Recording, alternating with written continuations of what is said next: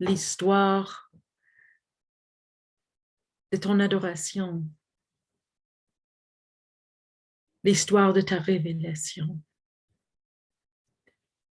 Merci que tu es un Dieu qui se révèle et que tu es un Dieu qui cherche en tout temps, par tout moyen, de nous mener au salut qui est le nôtre en Jésus-Christ. Amen. OK, donc je vais commencer par partager le PowerPoint encore.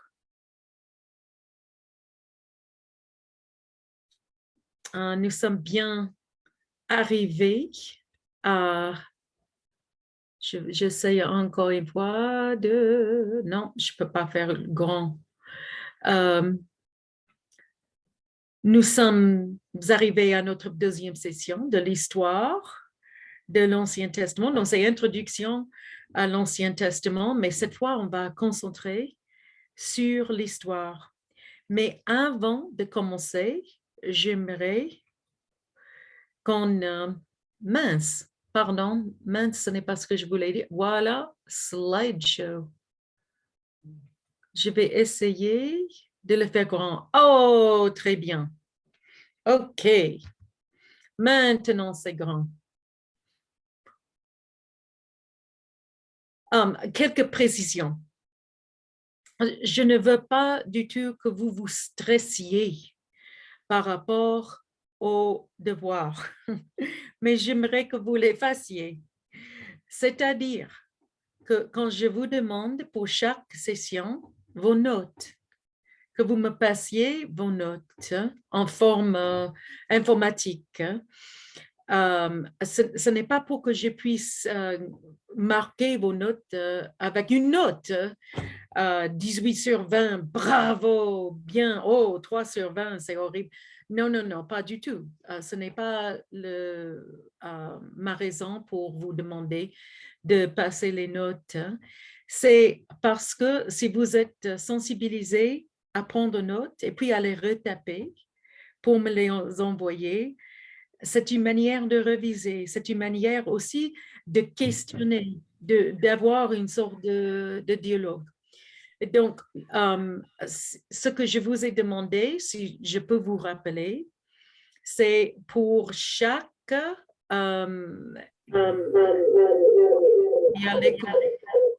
quelqu'un a est ouvert deux fois, voilà. C'est les notes, des questions. Dans vos notes, j'aimerais bien que vous souligniez des questions et que vous fassiez à la fin de la session de répondre vous-même à une de vos questions. Puis, il y aura une lecture et il se peut que je demande un sommaire, il se peut que je demande une réponse et une réaction à la lecture.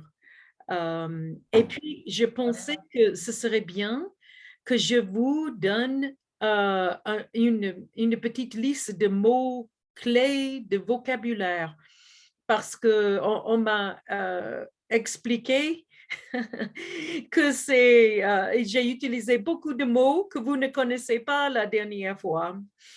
Parmi ces mots, ce sont deux que j'ai mal utilisés et je veux les corriger. J'ai parlé de syncritique et diacritique, mais les termes préférés sont synchronique et diachronique. Quand je parlais de l'interprétation d'un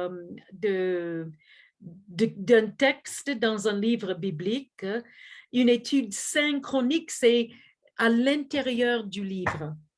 Donc, c'est un regard du texte et son rôle à l'intérieur, par exemple, de l'Évangile selon Jean ou l'Évangile selon Marc, là où ça se trouve. Et diachronique, ça veut dire à travers les temps. Donc, synchronique, même temps, diachronique, à travers les temps, c'est une exploration de la signification de la texte avec les échos de ce qui a déjà été écrit et aussi avec les résonances également dans ce qui va venir. Donc, un thème, un vocabulaire qui va se répéter dans des textes bibliques. Donc, c'est de sortir d'un seul livre et de regarder un peu comment les thèmes de ce texte, le vocabulaire de ce texte est employé plus largement dans la Bible. Donc, synchronique et diachronique, je voulais préciser. Vous pouvez noter. Mais comme je vous ai dit, je vais faire une liste des termes que j'ai utilisés.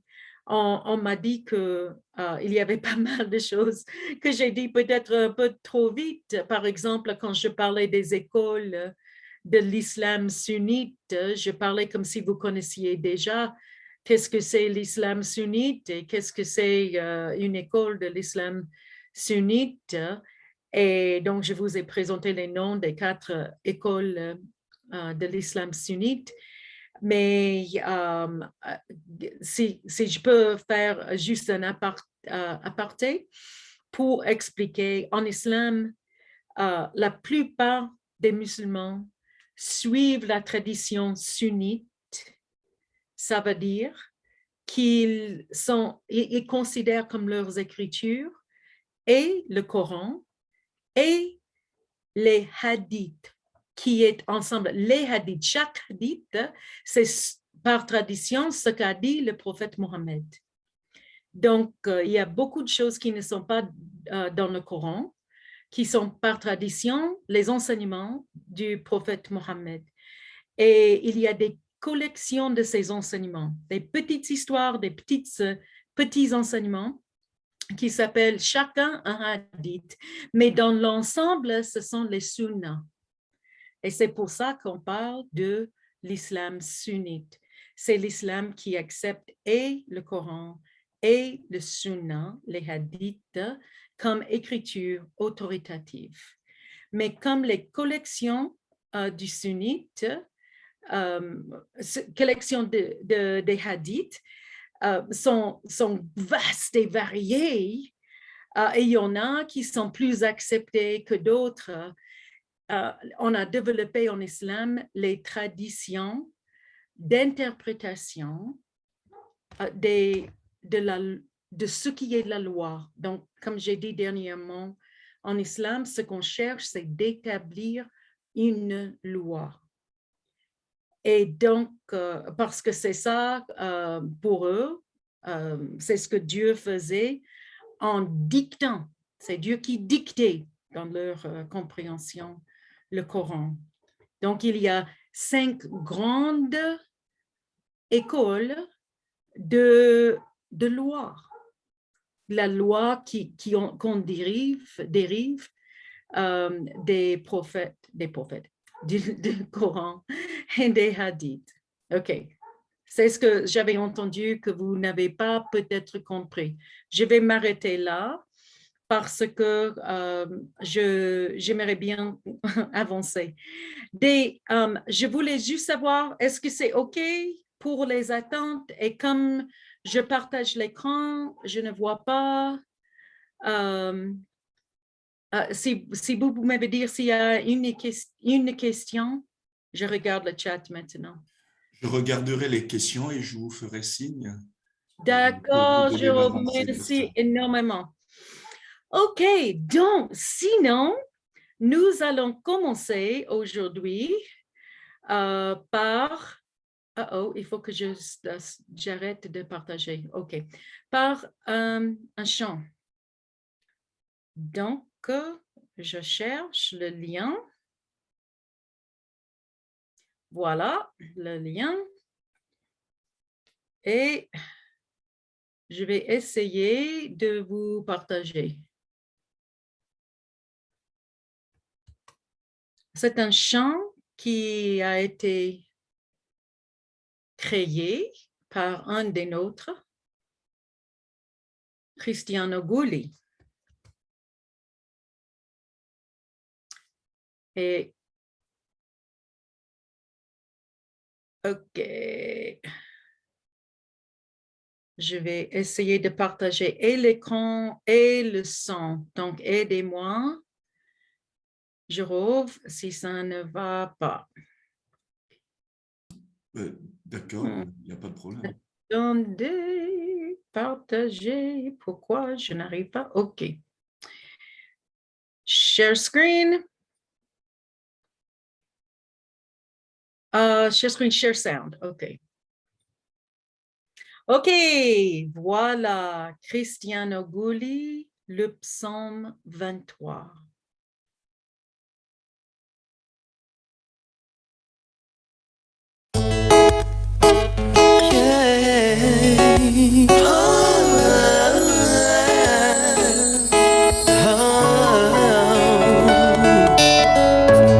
L'Éternel est mon berger, je ne manquerai de rien.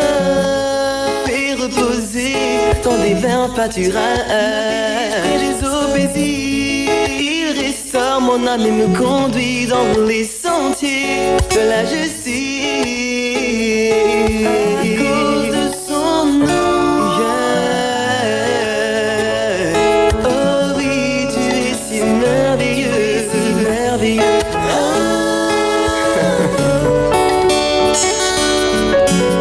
L'Éternel est mon berger, je ne manquerai de rien. Il fait reposer dans des verts pâturages. Il restaure mon âme et me conduit dans les sentiers de la justice. À cause de son nom.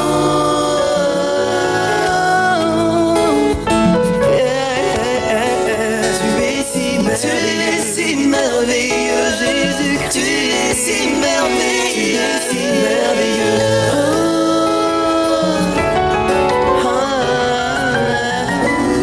Quand je marche dans la vallée de l'ombre de la mort, je ne crains qu'un. Ta houlette et ton bâton me rassurent.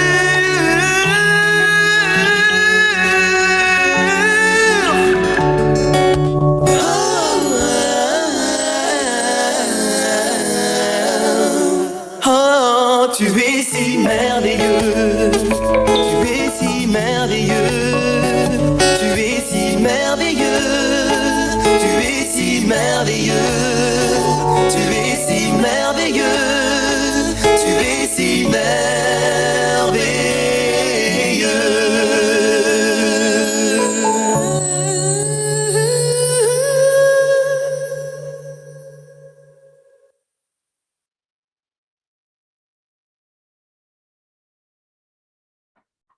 C'est beau, n'est-ce pas? Merci, Cristiano. J'ai quelques questions à vous poser et vous pouvez répondre dans le chat. Si on avait pu vous mettre en paire, j'aurais demandé que les paires discutent, mais maintenant, c'est le chat qui suffira. Donc, ce que nous venons d'entendre s'appelle le psaume 23. Ma question pour vous, c'est est-ce que c'est le psaume 23? Qu'est-ce que vous dites? Est-ce que c'est le psaume 23? Et ce n'est pas, j'attends vraiment vos réactions. Je ne cherche pas une bonne réponse. Personne n'ose répondre. Oui, c'est le psaume 23. Merci beaucoup, Fanuel. Oui, c'est le psaume 23. OK, c'est le psaume 23. Est-ce qu'il y a quelqu'un qui aimerait dire non, ce n'est pas le psaume 23?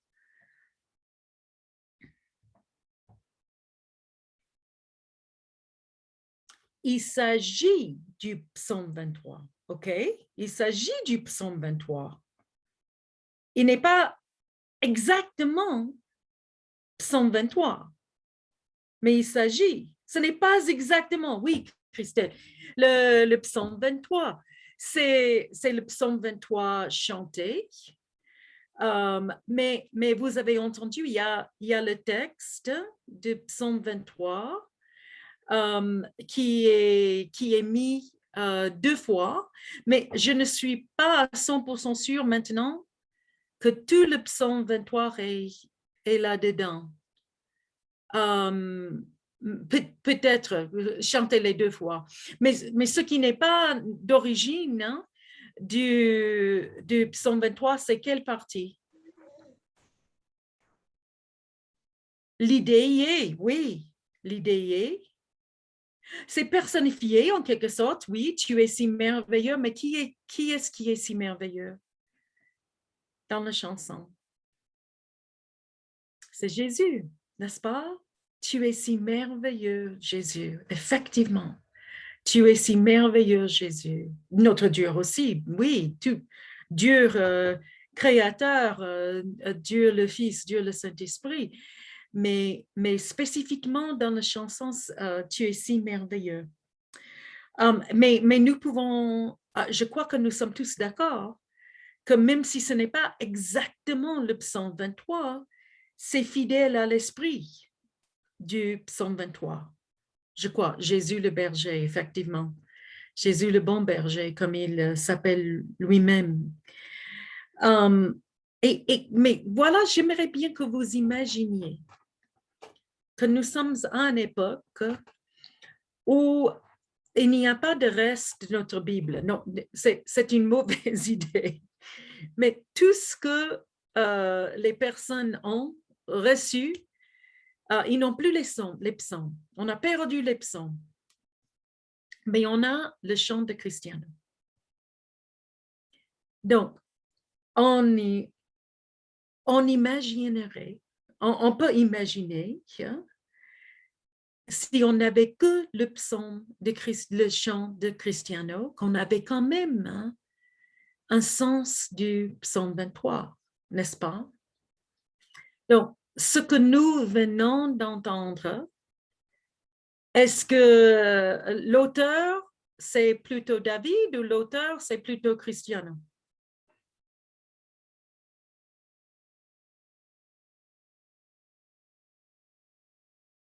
David. Mais Cristiano a joué un rôle très important à le construire, n'est-ce pas? Bon, c'est inspiré. Et il y a des mots, d'abord, hein, du psaume 23. Mais Cristiano est aussi l'auteur de cette version, cette rendition de la chanson. Il est l'auteur de la chanson. Et donc, est-ce que vous connaissez aussi d'autres chansons qui sont basées sur le psaume 23? Vous connaissez d'autres? J'en connais. En anglais. Oui. Vous connaissez quelques autres chansons? Voilà. Et donc, est-ce que ce serait pour être sûr que personne ne va se confondre? Est-ce que ce serait mieux de demander aux gens à Cristiano de changer le nom? Est-ce que ce serait peut-être bien pour que les gens ne soient pas confondus de choisir la meilleure chanson basée sur le psaume 23 et de supprimer les autres? Je crois que nous n'allons pas dire que ce serait mieux de le faire, n'est-ce pas? Nous les gardons tous. Hein? Et pourquoi on peut les garder tous? Bon, pour moi, c'est parce que ça nous fait réjouir l'esprit, n'est-ce pas? Et ça nous fait vivre les mots, les paroles de nos écritures. Ça nous fait vivre actuellement dans le style de musique que nous avons actuel, les écritures. Ça résonne dans nos âmes parce que nous sommes des personnes du 21e siècle maintenant. Et c'est le style qui parle à nos esprits également. Bon, j'aimerais que vous vous rappeliez de cet exercice pendant nos discussions. Parce que si on allait demander, bon, c'est le texte-là, le psaume de Cristiano, ce texte date de quelle époque? Oh, et il y a deux réponses, n'est-ce pas? Au moins, il y a deux réponses au moins. Donc, on a l'époque, le 21e siècle, nous avons aussi l'ancienneté. Et tout un corpus de chants entre les deux également. OK, donc nous allons nous rappeler de cet exercice plus tard. Maintenant, je vais revenir à mon PowerPoint pour continuer. Mais le PowerPoint est où? Alors, juste, Pasteur Karen, désolé, juste avant que vous ne commenciez, voilà, je pense qu'il y a 95 inscrits, mais nous sommes au-delà de 100. Et nous sommes en train de voir avec la technique comment rallonger, c'est-à-dire rallonger la plage. Ce que nous allons faire, nous allons, bon, pas tout de suite, mais je suis en train de voir avec l'équipe technique. Il peut arriver que nous interrompions, mais nous allons envoyer un autre lien qui a une plage de 500 personnes, hein, pour permettre à d'autres de se connecter. Donc, ce que nous allons faire, lorsque le temps sera arrivé, nous mettrons le lien dans le chat. Vous allez recopier ce lien-là et nous nous reconnecterons à nouveau avec ce lien pour permettre à d'autres qui sont en train de se connecter de nous rejoindre. Donc, un petit, voilà, une petite gymnastique technique.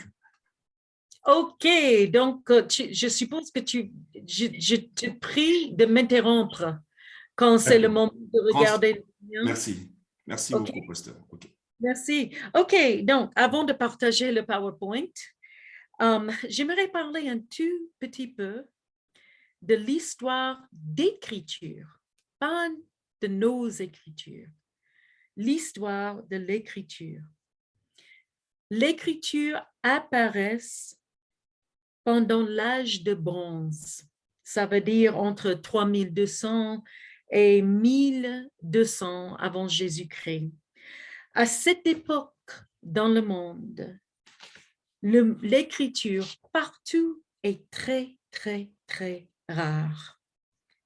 Et il faut une très bonne raison et beaucoup de moyens financiers pour écrire quelque chose.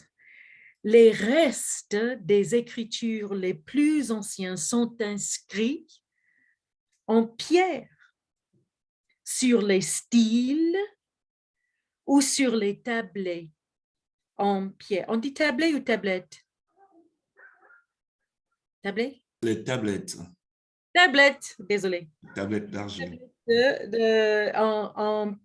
pierre. Donc, et souvent, la plupart du temps, quand on trouve de telles inscriptions les plus anciennes, c'est une célébration d'un triomphe d'un roi. C'est un stèle funéraire, ou bien ce sont des écrits faits par des personnes les plus puissantes. Donc, le vélin, la peau d'un veau et le parchemin qui est le peau. Je pourrais suivre tous les deux trucs comme ça. D'autres animaux. En quelqu'un peut. Même moi qui suis concentrée. Il faut se mettre. Oui, c'est son accent. Je ne sais pas. OK. J'ai parlé de vélin et de parchemin.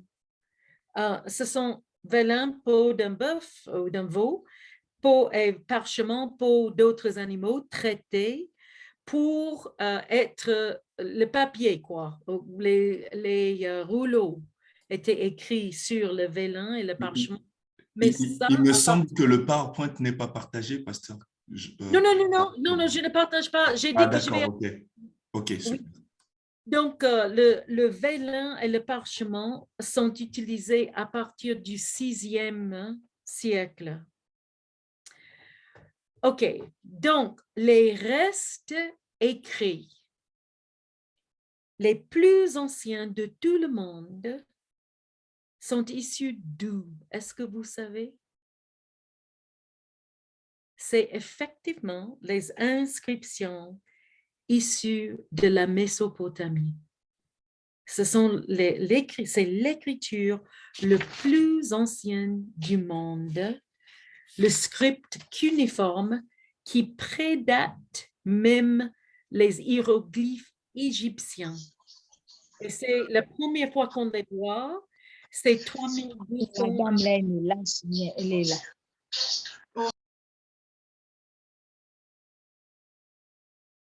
Mais la première écriture décryptée qui est complètement cohérente, donc comme un tout petit texte qu'on peut identifier, c'est du 2600 avant Jésus-Christ.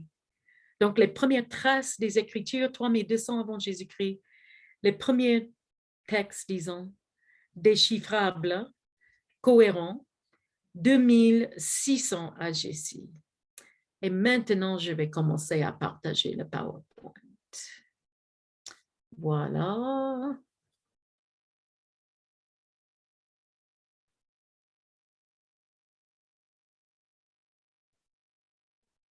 OK. Prochaine. Voilà. Le code d'Hammurabi. Le code d'Hammurabi est le code de la loi la plus ancienne du monde. Et ça, c'est issu de la Mésopotamie, donc les mêmes origines de la famille d'Abraham, de Terah. Donc, c'est le même endroit où nous avons les premiers codes de loi. C'est de 1750 avant Jésus-Christ. Donc, c'est à peu près l'époque d'Abraham et de son père, ce que je trouve très intéressant. Donc, je voulais vous montrer quelques parties du code d'Hammurabi. Et je vais vous envoyer, juste pour que vous l'ayez, tout le texte, parce que ce n'est pas du tout trop long, mais juste pour que vous voyez ce qui est semblable à la loi juive et ce qui n'est pas du tout pareil. Donc, j'ai pris 2 extraits sur cette page. Voilà, c'est le stèle là, où c'est écrit. C'était découvert dans le 20e siècle, il y a un tout petit peu plus que 100 ans.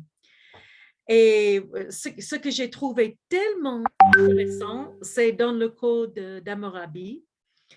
Si un homme a pris une épouse et si celle-ci a donné à son mari une esclave qui lui procrée des enfants, si ensuite cette esclave rivalise avec sa maîtresse parce qu'elle a donné des enfants, sa maîtresse ne peut plus la vendre.